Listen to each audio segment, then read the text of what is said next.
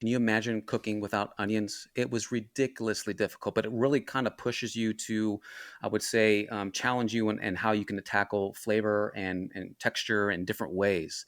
And I try and break down food and the fundamentals of cooking into four different things. And I'm not the one who came up with this. Samin Nosrat, she's a famous New York Times chef.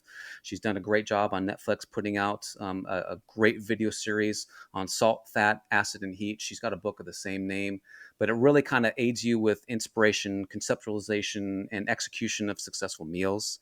I mean, take salt as the most effective and abundant seasoning as an example. Salting, let's say, chicken, like you said earlier.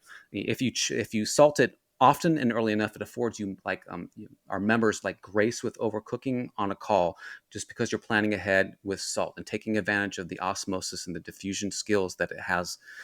You know, I think a great way to kind of sum it up is let's take a small science-based detour on the ability of salt to combat, say, denaturing.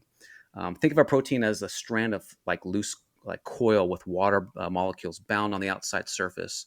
When an unseasoned protein is heated, it denatures. The coil kind of unravels, releasing all these water molecules out of the protein matrix, leaving the dry, I'd say the meat kind of dry and tough if overcooked.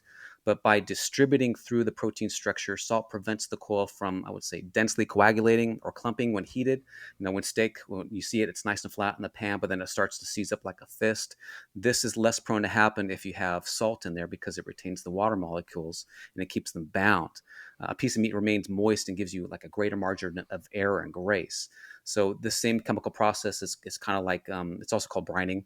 You can either do it dry, but just sprinkling some salt on top, or you can put it into a salt and sugar solution submerged in a bath. And again, that's the circling back to time is your best friend and letting it do all this passive cooking. But to kind of come back full circle to your question on, you have people with these various different diets, the ketos and the Mediterranean diets of the world. You almost always find some sort of connective thread.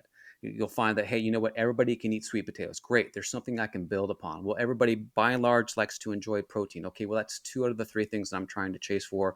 Let's make sure we get a high fiber ingredient in there as well, because fiber is very big, helps you kind of avoid those glucose spikes and whatnot. So just conversations around the firehouse that are the routine every single day, just trying to find those gaps that you can fill in with smart inspirational food ideas through the fundamentals of cooking will oftentimes find you there.